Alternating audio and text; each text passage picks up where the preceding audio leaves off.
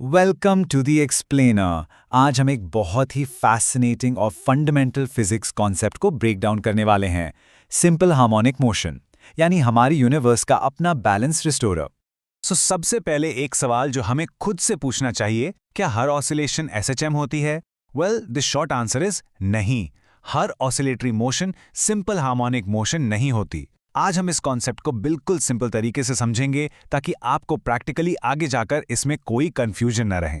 देखिए, हमारी रोजमर्रा की जिंदगी में बच्चों का स्विंग, दीवार घड़ी का पेंडुलम और बाउंस करता हुआ स्प्रिंग जैसी सिस्टम्स ऑसिलेटरी मोशन शो करती हैं।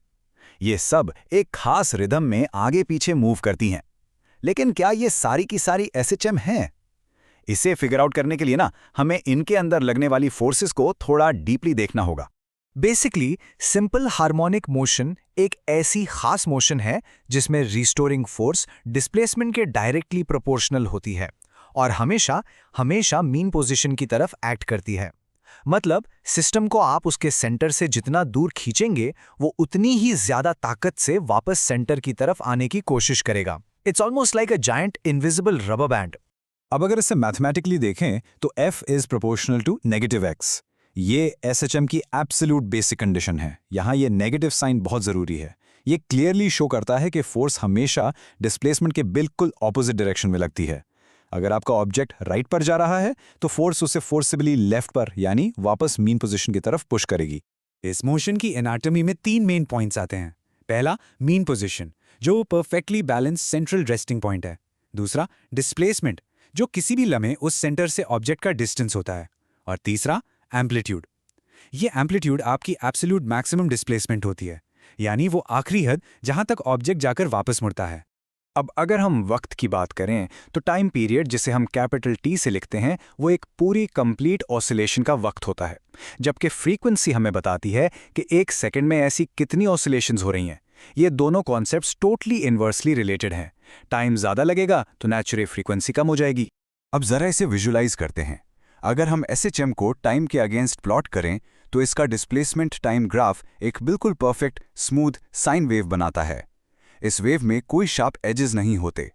ये उस मोशन की स्मूथ और पीरियोडिक नेचर को विजुअली शो करता है, जो देखने में सच में काफ़ी सेटिस्फाइंग लगता है। राइट, अब चलते हैं वेलोसिटी की तरफ। यहाँ एक मजे की बात है। वेलोसिटी मीन पोजीशन पर अपनी एब्सोल्यूट मैक्सिमम पर होती है। यहाँ ऑब्जेक्ट सबसे तेजी से गुजरता है, लेकिन जैसे ही ऑब्जेक्ट अपने एक्सट्रीम पॉइंट्स पर पहुंचता है वहां वो लिटरली एक माइक्रो सेकंड के लिए बिल्कुल रुक जाता है। इसलिए एक्सट्रीम एंड्स पर वेलोसिटी बिल्कुल जीरो हो जाती है। और एक्सेलरेशन का केस वेलोसिटी के बिल्कुल उलट है, क्योंकि एक्सेलरेशन डिस्प्लेसमेंट के प्रोपोर्शनल होती है। इसलिए एक्सट्रीम पोजीशंस पर जहां डिस्प्लेसमेंट सबसे ज़्यादा होती है वहां फोर्स और एक्सेलरेशन भी मैक्सिमम होती है। और जब ऑब्जेक्ट सेंटर यानी मीन पोजीशन से फुल स्पीड में गुजर रहा होता है तो वहां प्रैक्टिकली एक्सेलरेशन जीरो होती है। ये एनर्जी का एक बहुत ही खूबसूरत टग ऑफ वॉर है। एक्सट्रीम पोजीशन पर जहां ऑब्जेक्ट मोमेंटेरीली रुकता है वहां पोटेंशियल एनर्जी बिल्कुल मैक्सिमम होती है। फिर वापस सेंटर की तरफ आते हुए वही एनर्जी कन्वर्ट होकर मैक्सिमम काइनेटिक एनर्जी बन जाती है। लेकिन सबसे इंपॉर्टेंट बात, इस पूरे कंटिन्यूस एक्सचेंज के दौरान सिस्टम की टोटल एनर्जी हमेशा कांस्टेंट रहती है। अच्छा, अब जरा सिंपल पेंडुलम के इस फॉर्मूले पर गौर करें। T = 2π√L/g। क्या आपने एक डिटेल नोटिस की? इस फॉर्मूले में मास का जिक्र ही नहीं है। इसका सीधा सा मतलब है कि सिंपल पेंडुलम का टाइम पीरियड सिर्फ उसकी लेंथ पर डिपेंड करता है, मास पर नहीं। अगर स्ट्रिंग की लेंथ सेम है तो एक हैवी बोलिंग बॉल और एक हल्का फेदर बिल्कुल सेम टाइम में स्विंग करेंगे। तो अब वापस आते हैं अपने हुक और उस शुरुआती सवाल पर, क्या हर ऑसिलेशन एसएचएम होती है? बिल्कुल नहीं। बाउंसिंग बॉल को ही ले लें, जहां सिर्फ ग्रेविटी कंटिन्यूअसली कांस्टेंट फोर्स लगा रही है, वहां F proportional to negative x वाली कंडीशन सेटिस्फाई नहीं होती। इसलिए कंडीशन का सेटिस्फाई होना लाजमी है, तभी हम उसे सच में एसएचएम कह सकते हैं। देखें, मोस्टली स्टूडेंट्स अक्सर इन्हीं पॉइंट्स पर गलती करते हैं। याद रखें, हर ऑसिलेशन को डायरेक्टली एसएचएम मत समझें।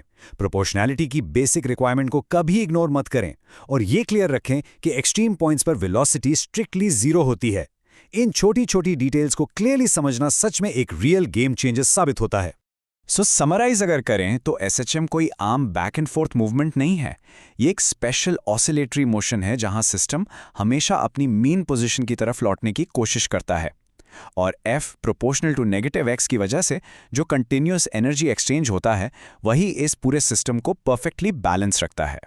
अगर आपको ये एक्सप्लेनर पसंद आया हो और फिजिक्स के फंडामेंटल कॉन्सेप्ट्स थोड़े आसान लगे हों तो और फिजिक्स वीडियोस के लिए ज़रूर सब्सक्राइब करें। लेकिन जाने से पहले ज़रा एक सेकंड के लिए इस बारे में सोचें, अगर अचानक कायनात में ग्रेविटी कंप्लीटली ख़त्म हो जाए तो क्या कोई भी पेंडुलम दोबारा कभी स्विंग कर पाएगा?